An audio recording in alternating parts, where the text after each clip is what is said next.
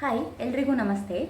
ಇವತ್ತು ಅಂದರೆ ಸೆಪ್ಟೆಂಬರ್ 10ರಂದು ವರ್ಲ್ಡ್ ಸುಸೈಡ್ ಪ್ರಿವೆನ್ಷನ್ ಡೇ ಅಂತ ಆಚರಿಸಲಾಗುತ್ತೆ. ಇದರ ಮೂಲ ಉದ್ದೇಶ ಸುಸೈಡನ್ನು ಪ್ರಿವೆಂಟ್ ಮಾಡುವಂಥದ್ದು. ಈ ವಿಡಿಯೋದಲ್ಲಿ ನಾವು ಸುಸೈಡ್ನ ರಿಸ್ಕ್ ಫ್ಯಾಕ್ಟರ್ಗಳೇನು, ವಾರ್ನಿಂಗ್ ಸೈನ್ಗಳೇನು, ಜನ ಯಾಕೆ ಸುಸೈಡ್ ಮಾಡ್ಕೋತಾರೆ ಹಾಗೂ ಸುಸೈಡನ್ನು ಹೇಗೆ ಪ್ರಿವೆಂಟ್ ಮಾಡ್ಬೋದು ಅನ್ನೋದರ ಬಗ್ಗೆ ತಿಳ್ಕೊಳ್ಳೋಣ. ಮೊದಲನೇದಾಗಿ ಸುಸೈಡ್ನ ವಾರ್ನಿಂಗ್ ಸೈನ್ಗಳು.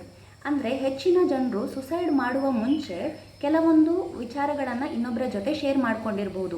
ಡೈರೆಕ್ಟಾಗಿ ಸುಸೈಡಲ್ ಐಡಿಯೇಷನ್ ಬಗ್ಗೆ ಹೇಳ್ಕೊಳ್ಳದೇ ಇದ್ದರೂ ಕೂಡ ಕೆಲವೊಂದು ಇಂಡೈರೆಕ್ಟ್ ವಿಷಯಗಳನ್ನು ಹೇಳ್ಕೊಂಡಿರಬಹುದು. ಅಂತಹ ಸೈನ್ಗಳು ಯಾವುದು? ಮೊದಲನೇದಾಗಿ, ಜನ ಇನ್ನೊಬ್ಬರ ಜೊತೆ ಮಾತಾಡಬೇಕಾದ್ರೆ ನನಗೆ ಜೀವನದಲ್ಲಿ ಜಿಗುಪ್ಸೆ ಬಂದಿದೆ, ಅಥವಾ ಜೀವನದಲ್ಲಿ ಏನು ಇಂಟ್ರೆಸ್ಟಿಂಗ್ ಅಂತ ಅನ್ನಿಸ್ತಾ ಇಲ್ಲ, ಅಥವಾ ಹೆಲ್ಪ್ಲೆಸ್ ಅಂತ ಫೀಲ್ ಆಗ್ತಾ ಇದೆ, ಅಥವಾ ಬೇರೆಯವರಿಗೆ ಹೊರೆಯಾಗಿದ್ದೇನೆ ಅಂತ ಅನ್ನಿಸ್ತಾ ಇದೆ, ಜೀವನವೇ ಸಾಕಾಗಿ ಹೋಗಿದೆ, ಈ ಥರ ಕೆಲವೊಂದು ವಿಷಯಗಳನ್ನು ಶೇರ್ ಮಾಡ್ಕೊಂಡಿರಬಹುದು. ಸೊ ಅಂಥ ಟೈಮಲ್ಲಿ ನಾವು ಅಂಥವರ ಪ್ರಾಬ್ಲಮನ್ನು ತಿಳ್ಕೊಳ್ಳೋದಕ್ಕೆ ಟ್ರೈ ಮಾಡಿದ್ರೆ ಅಥವಾ ಅವರಿಗೆ ಧೈರ್ಯ ತುಂಬುವಂತಹ ಕೆಲಸ ಮಾಡಿದರೆ ಪ್ರೊಬಾಬ್ಲಿ ಅವರು ಸುಸೈಡಲ್ ಐಡಿಯೇಷನಿಂದ ಹೊರಗೆ ಬರಬಹುದು. ಹಾಗಾದರೆ ಸುಸೈಡ್ನ ರಿಸ್ಕ್ ಫ್ಯಾಕ್ಟರ್ಗಳೇನು ಅಂದರೆ ಎಂತಹ ಜನರು ಹೆಚ್ಚಾಗಿ ಸುಸೈಡ್ ಮಾಡ್ಕೋತಾರೆ? ಹೆಚ್ಚಿನ ಸಮಯದಲ್ಲಿ ಯಾರೆಲ್ಲ ಕ್ರಾನಿಕ್ ಡಿಸೀಸ್ಗಳು ಅಂದರೆ ತುಂಬ ಸಮಯದಿಂದ ಯಾವುದಾದ್ರೂ ರೋಗದಿಂದ ಬಳಲ್ತಾ ಇರ್ತಾರೋ ಅಂಥವರು ಸುಸೈಡ್ ಮಾಡುವಂತಹ ಚಾನ್ಸಸ್ ತುಂಬ ಹೆಚ್ಚು. ಉದಾಹರಣೆಗೆ ತುಂಬ ಟೈಮಿಂದ ಯಾರು ಕ್ಯಾನ್ಸರ್ನಿಂದ ಬಳಲ್ತಾ ಇದ್ದಾರೋ ಅಂಥವರು ಸುಸೈಡ್ ಮಾಡಿಕೊಳ್ಳುವಂತಹ ಚಾನ್ಸಸ್ ಇರುತ್ತೆ.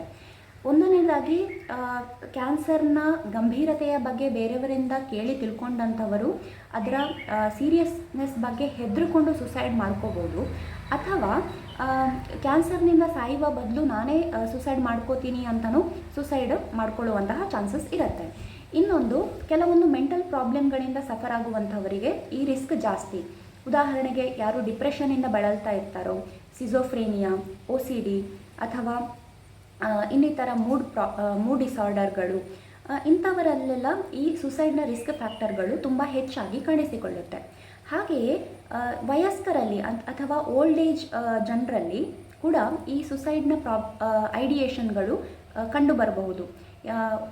ಓಲ್ಡ್ ಏಜ್ ಇರುವಂಥವರಲ್ಲಿ ಡಿಪ್ರೆಷನ್ ಇರಬಹುದು, ಅಥವಾ ತುಂಬ ಡಿಪೆಂಡೆಂಟ್ ಆಗಿದ್ದೇನೆ ಅನ್ನೋದರಿಂದ ಇರಬಹುದು, ಅಥವಾ ತುಂಬ ಸಮಯದಿಂದ ಕಾಯಿಲೆಯಿಂದ ಬಳಲ್ತಾ ಇರಬೇಕಾದ್ರೆ ಅವರಿಗೆ ಸುಸೈಡಲ್ ಐಡಿಯೇಷನ್ ಬರಬಹುದು.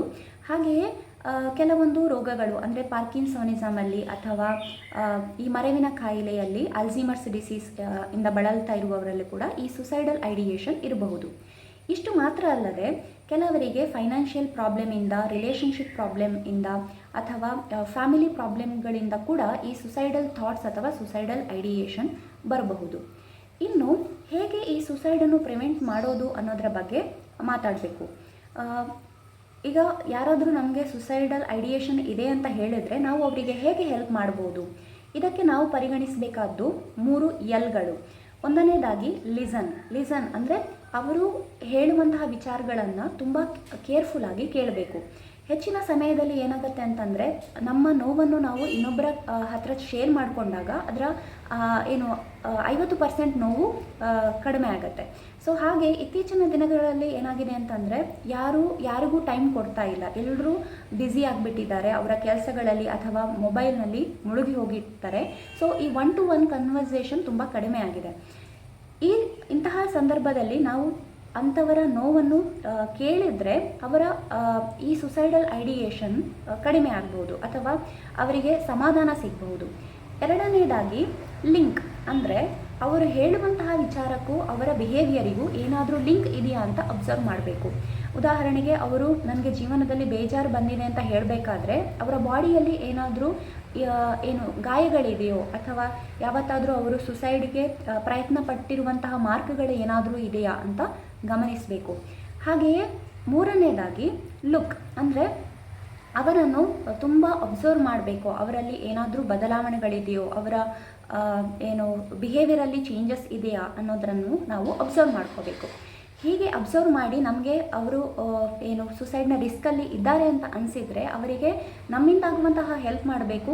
ಹಾಗೆಯೇ ಅವರ ಫ್ಯಾಮಿಲಿ ಅಥವಾ ಫ್ರೆಂಡ್ ಸರ್ಕಲಲ್ಲಿ ಇರುವವರಿಗೆ ಇದರ ಬಗ್ಗೆ ಮಾಹಿತಿಯನ್ನು ಕೊಡಬೇಕು.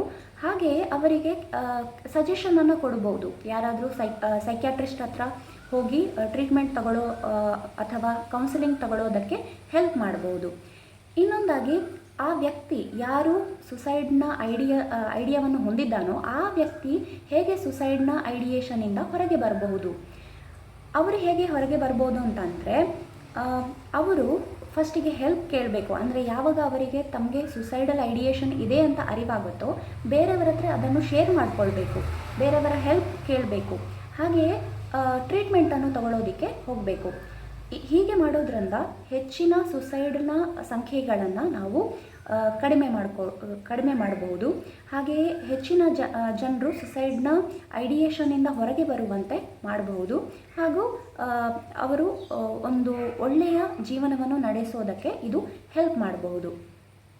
ಹಾಗೆಯೇ ನಿಮ್ಹಾನ್ಸ್ನಂತಹ ಹಾಸ್ಪಿಟಲ್ಗಳಲ್ಲಿ ಫ್ರೀಯಾಗಿ ಏನು ಹೆಲ್ಪ್ಲೈನ್ ಸರ್ವಿಸ್ಗಳು ಅವೈಲೇಬಲ್ ಇದೆ. ಅವರದ್ದು ಮನಸ್ ಅಂತ ಒಂದು ಹೆಲ್ಪ್ಲೈನ್ ಸರ್ವಿಸ್ ಅವೈಲೇಬಲ್ ಇದೆ. ಅವರ ನಂಬರ್ಗೆ ಕಾಲ್ ಮಾಡಿದರೆ ಫ್ರೀಯಾಗಿ ಕೌನ್ಸಿಲಿಂಗ್ ಕೂಡ ಕೊಡ್ತಾರೆ. ಹೀಗೆಯೇ ಕೆಲವೊಂದು NGOಗಳಲ್ಲೂ ಕೂಡ ಇಂತಹ ಹೆಲ್ಪ್ಲೈನ್ ಸರ್ವಿಸ್ಗಳು ಅವೈಲೇಬಲ್ ಇದೆ.